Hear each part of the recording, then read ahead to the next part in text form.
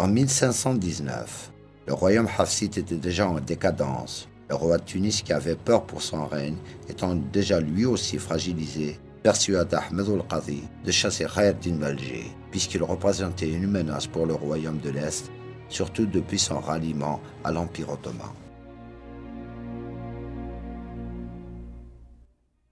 L'allégeance donc d'Alger à l'égard donc de la porte d'Istanbul, Selim, évidemment, la porte avait envoyé des renforts de soldats pour Khayr Din, qui était investi donc du titre de gouverneur d'Alger. Et les entreprises perpétrées en Méditerranée, mais aussi en Afrique du Nord, notamment à Djerba, avaient excédé et menacé sérieusement l'édifice hafside dans ces provinces, dans ces territoires. Sur ce fait, le roi hafside avait désigné Ahmed al-Qadi, ou fait appel à Ahmed al-Qadi pour chasser le dernier barberousse survivant à Alger, Khayr Din en l'occurrence, et il devait bien sûr lui prêter main forte, ce que Ahmed al-Qadi avait accepté bien sûr d'emblée.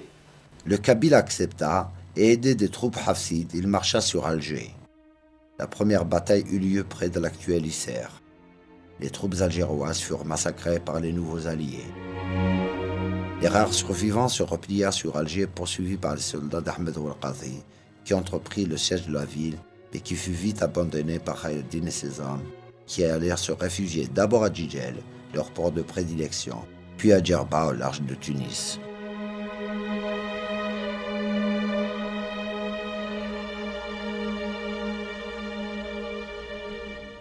Nous pouvons évoquer les batailles, puis une stratégie utilisée par la cavalerie de Koukou au niveau de la plaine des Isères et non pas de Bordora. Bordora, c'était quand Khayr Din est venu reconquérir son trône à Alger. Mais la grande bataille des troupes hafsides alliées des troupes kabyles d'Ahmed al-Qadi en 1520 s'est déroulée dans la plaine des Isères. Et l'histoire précise que la cavalerie d'Ahmed al-Qadi était cachée sur les collines qui surplombent la plaine des Isères et ils avaient dévalé la pente, taillant en pièces les troupes turques. L'histoire précise que Khayr Din n'avait dû la vie sauve qu'à la fuite, il s'est réfugié à Djidjeli. Donc, puis bien sûr les troupes kabyles sont rentrées victorieuses à Alger et intronisé Ahmed al-Qadi comme roi à Alger. Après cet épisode glorieux, le chef kabyle s'installa à Alger et en devint roi. Le règne est situé par la plupart des historiens, comme Charles-André Julien, entre 1520 et 1525.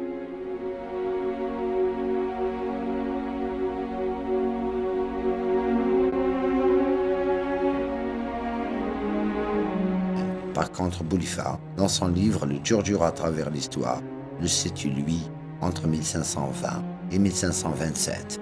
Il y a une controverse au niveau de la durée du règne du souverain kabyle au niveau d'Alger. Si tous les historiens s'accordent à dire qu'effectivement Ahmed al-Qadi avait régné en tant que souverain avec ses troupes à Alger, la controverse demeure toutefois à propos de la durée de ce règne. 3 ans pour certains, 5 ans pour d'autres et 7 ans pour les derniers.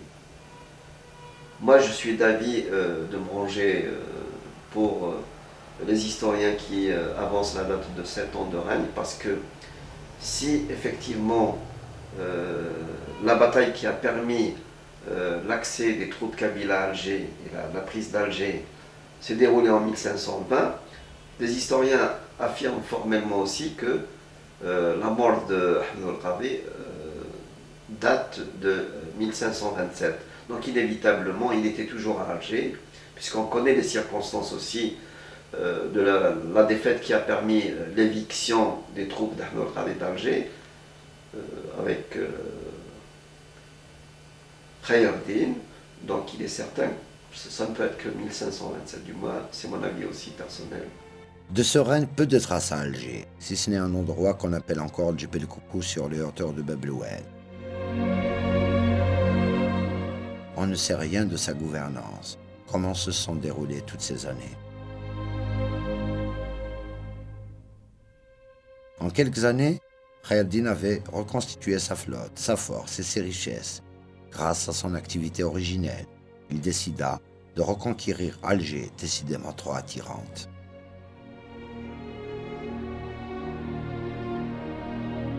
Certains historiens occidentaux avancent l'hypothèse que le pirate a été rappelé par les notables d'Alger qui étaient excédés par le comportement trop frustre des soldats kabyles, mais cela reste à vérifier. Khayr ad-Din pénétra par Djidjel et marcha sur Alger. Il rencontra la première résistance qu'il vainquit.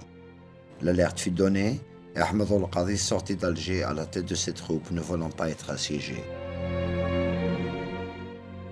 À la nuit tombée, il établit son campement militaire sur les hauteurs de l'actuelle Snia, Tizi Ouzou. Pendant la nuit, et suite à un complot, Ahmed al-Qadi fut assassiné sous sa tente par un de ses hommes. Certaines voix accusent le royaume des Abbès, mais réellement, une zone plane encore sur cette mort.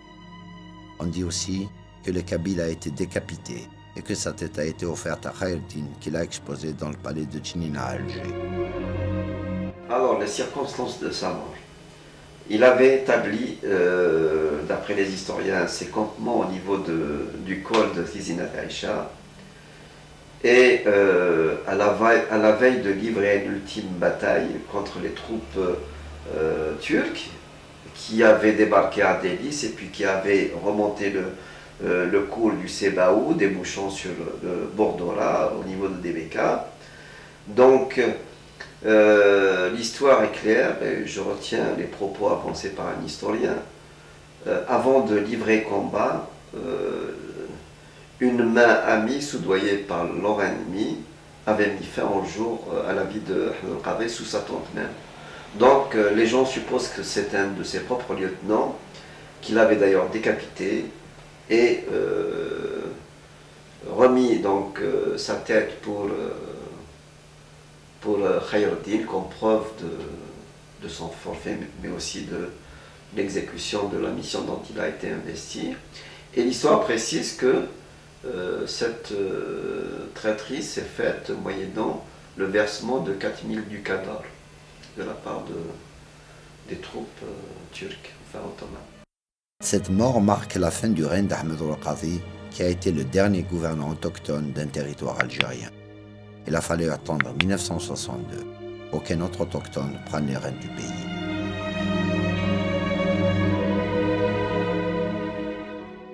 La dépouille du roi a été rapatriée dans son village d'origine, où un mausolée est érigé en sa mémoire. Sa tombe y est encore. Elle est toujours visitée avec beaucoup de ferveur.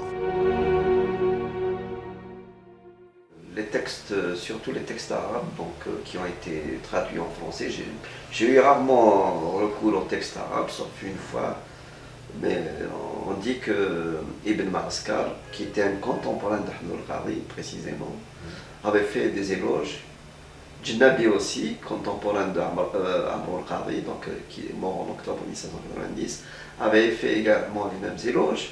On le disait grand savant, guerrier redoutable, féru des textes de l'islam, savant juriste. Donc il avait toute une stature d'homme politique national, mais aussi international, puisqu'il avait des rapports avec des puissances étrangères, les Ottomans notamment.